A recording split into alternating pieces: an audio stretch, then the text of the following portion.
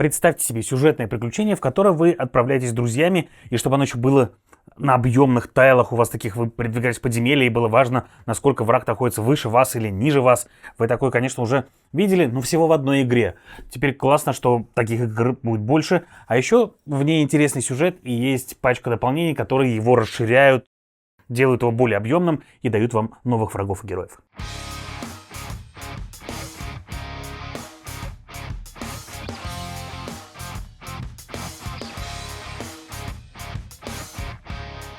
Итак, всем привет, с вами Юра, вы смотрите Geekmedia, на столе у меня сегодня Chronicles of Drunagor. Это сюжетное приключение, кооперативное, в которое вы вместе с друзьями, с вашими, отправитесь в роли различных героев, там, воинов, клириков, лучников, ассасинов и волшебников, чтобы бороться с тьмой. Но изначально сюжет приключений начнется с того, что вы будете в растерянности, вы наделали каких-то дел, и вот в ходе первых ваших событий, первых стычек, столкновений вы поймете, что спасать людей — это ваше.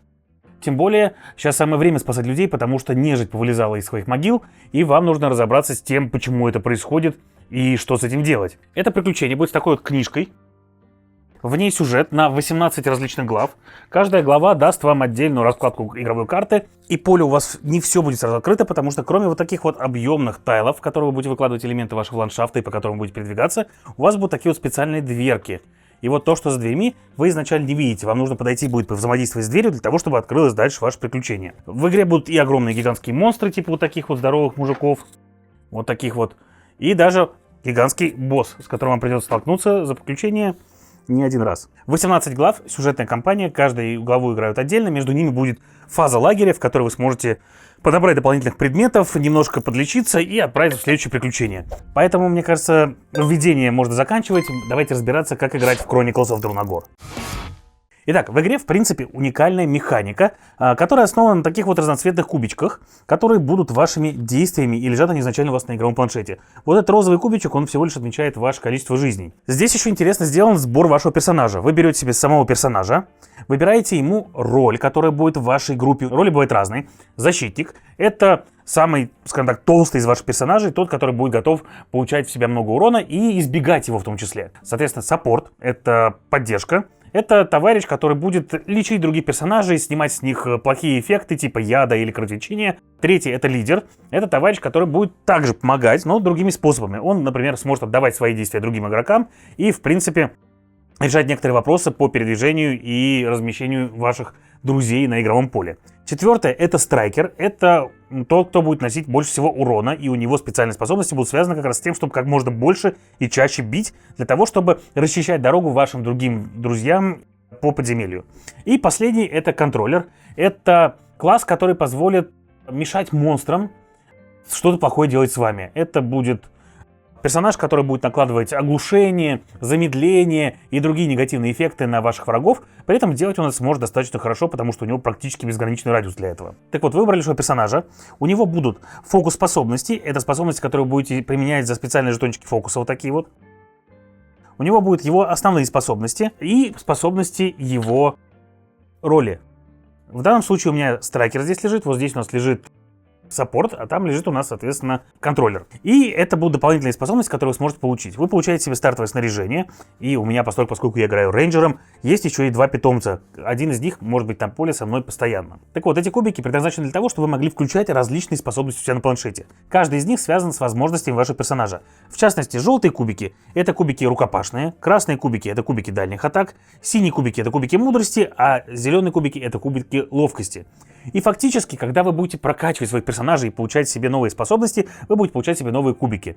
И делать его лучше либо в стрельбе, либо в рукопашке, либо, например, более мудрым. Ваши способности могут требовать либо определенного цвета кубиков, как, например, вот эти вот способности. Вот им нужны только желтые, им нужны только красные, им только зеленые, а этому только синяя способность. Так и способности от разных кубиков. В частности, вот сюда можно применить будет как желтый кубик, так и красный кубик. И в зависимости от этого, это атакующие мои способности, они будут либо атакующими в рукопашку, либо атакующими на дальней дистанции. А либо, соответственно, вообще, в принципе, все 4 куба, возможно, как бы туда применить, и в зависимости от этого также будет меняться их радиус.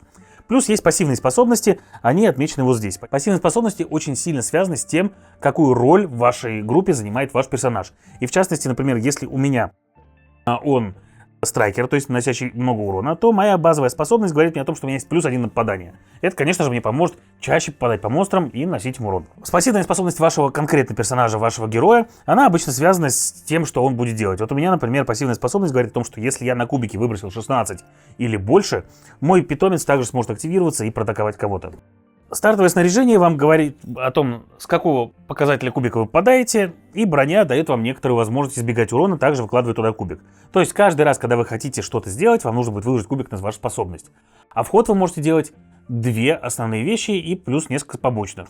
Первая основная вещь — это вы всегда можете подвигаться, и двигаетесь вы на 3 клеточки. Двигаться можно и по диагонали, и походить можно, например, там 1, 2, 3, вот так вот. Двигаться вы можете как до, так и после ваших основных действий, которые будут за кубики. Или можно сделать это между ними, потому что вход вы получаете 2 любых кубика из своих на действие.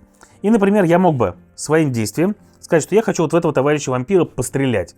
И тогда мне нужно было положить себе красный кубик на одну из атакующих способностей, которая может в себе иметь красный кубик.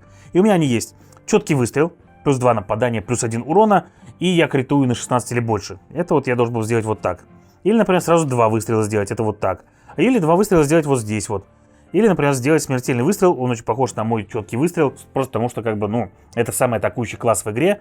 Плюс еще я взял себе, соответственно, роль атакующего. И когда у меня будет много кубиков, я даже своими базовыми способностями смогу много раз за ход атаковать. И при этом радиус у красных кубиков — это соседний синий квадратик. То есть из этой точки я могу стрелять сюда, сюда и сюда.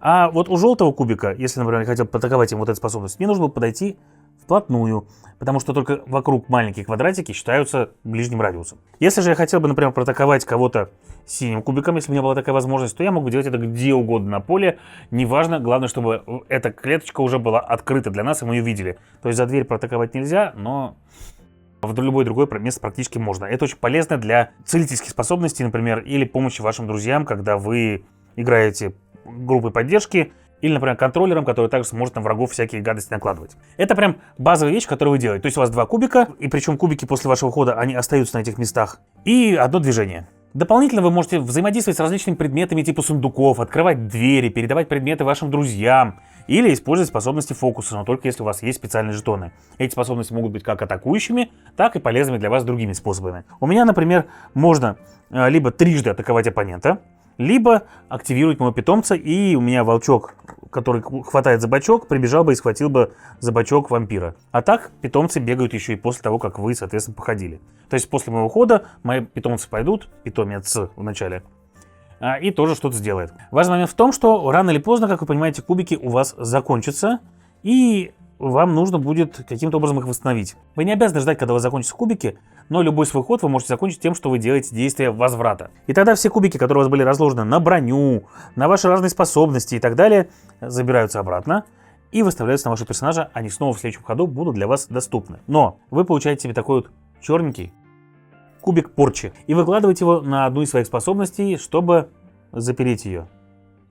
К сожалению, например, вот этой способностью я больше пользоваться не смогу, пока не сниму себе этот кубик специальной способностью или кто-то с меня его не снимет. И эти кубики являются таким небольшим напряжением для вас, потому что они блокируют вам способности и при этом ведут вас к поражению в сценарии. Если один из игроков в сценарии проиграет, то проиграют все. А проиграть можно несколькими способами. Проиграть можно, если вам сценарий прямо скажет, что вы проиграли.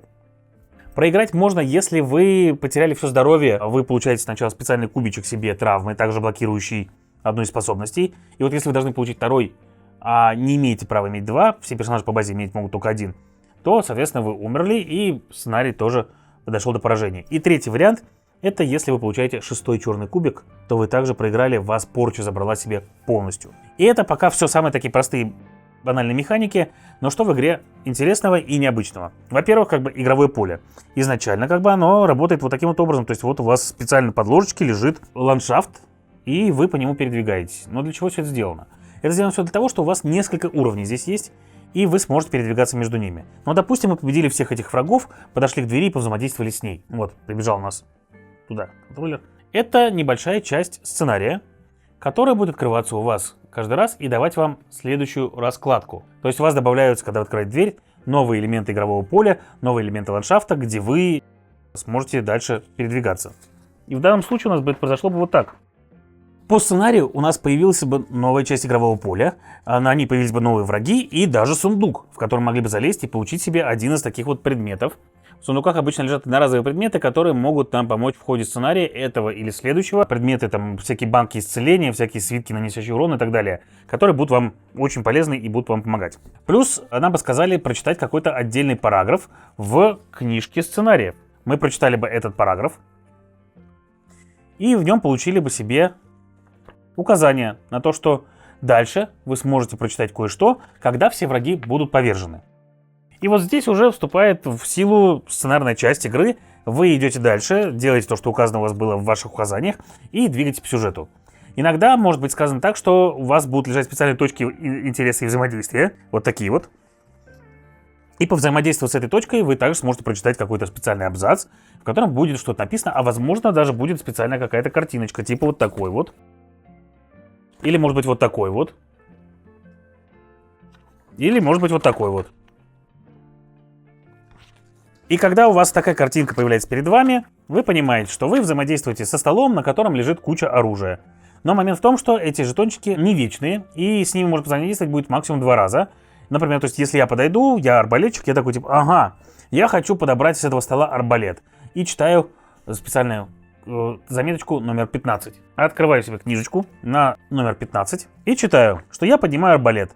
Получи из колоды карточку «Зачарованный арбалет». Лезу в специальную колоду, ищу себе зачарованный арбалет и сразу же его себе надеваю вместо того лука, который у меня был, и у меня теперь, соответственно, более крутое оружие. Это один из вариантов того, что может быть. У вас могут быть там разговоры с неигровыми персонажами, у вас могут быть принятия решений, которые будут давать вам разные ключевые слова, которые скажутся у вас в дальнейшем. То есть где-то дальше по сценарию вам может встретиться, что типа если у вас есть такое-то ключевое слово, то есть вы, например, там кого-то спасли или кому-то отказали в помощи, у вас по-разному пойдет немного сюжет. И в зависимости от этого вы будете продвигаться по-разному. Я показываю игру на стартовом сценарии, на котором проходит обучение игре. В ней есть специальная книжечка, где в режиме для соло можно пройти этот сценарий или можно играть его полноценно даже вчетвером.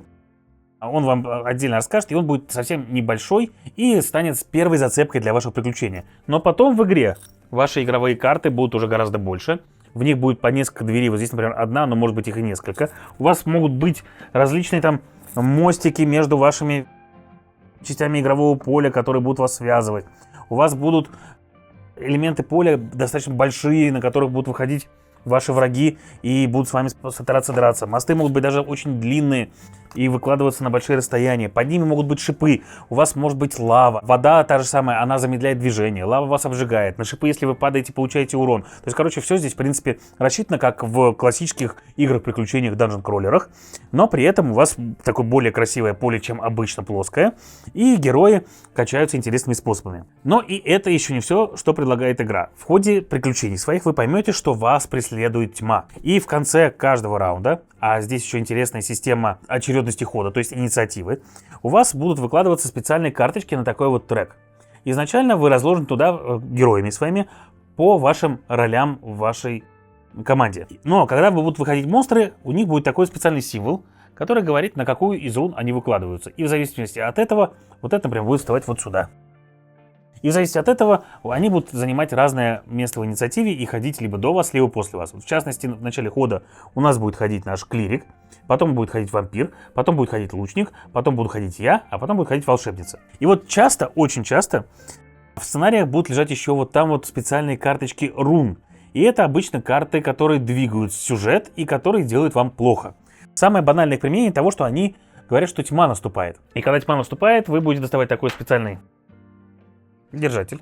Доставать вот из этого мешочка руну, которая будет вам говорить, какая тьма наступает. И вот эта тьма будет наступать либо от той тьмы, которая уже была, либо от такого жетончика, чтобы оказаться как можно ближе к самому крепкому из ваших персонажей, то есть тому, у кого больше всего жизни. И выложить, соответственно, можно либо было вот так, либо можно было выложить вот так.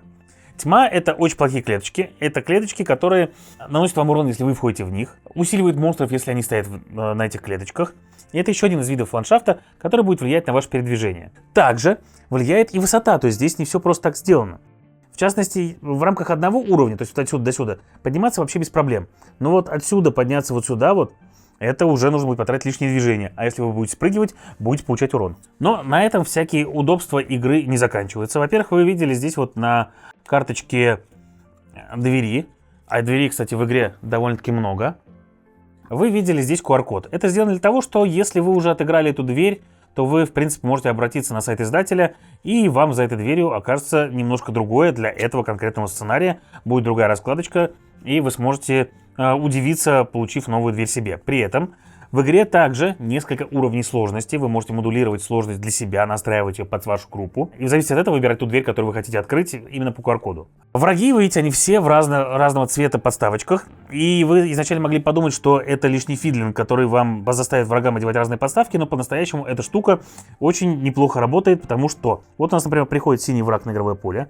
Мы смотрим, сколько у него на карточке жизней. В данном случае у него может быть 12 жизней. И мы просто на синем треке выставляем 12 жизней. Понимаем, что темно-синий враг у нас будет один, и его жизнь отмечена здесь. И таких вот у нас здесь врагов 6 цветов, и есть еще один трек, еще для 6 цветов. Мы сможем всегда до 12 врагов отслеживать, не набрасывая на их клеточки, не выкладывая на их карточки жетоны ранений, просто отмечая, соответственно, на вот этих треках, как они получают урон. То есть, в целом, игра сделана с большой любовью. Вот эти вот штучки от геймтрейса, всякие различные треки и так далее. Даже вот для жетонов с различными состояниями у вас специальный холдер, в котором все это лежит удобненько. Ну и еще одна интересная штука с тем, что я вот все время пытался вернуться к этому моменту, что настройка вашего персонажа не заканчивается только тем, какого персонажа выбрали и какую роль вы ему взяли и какие у вас будут предметы. Также у каждого персонажа в ходе его приключений можно будет получать, во-первых, карты с его дополнительными способностями личными его. И это разные способности, и они могут быть первого и второго уровня, и вы будете получать новые себе возможности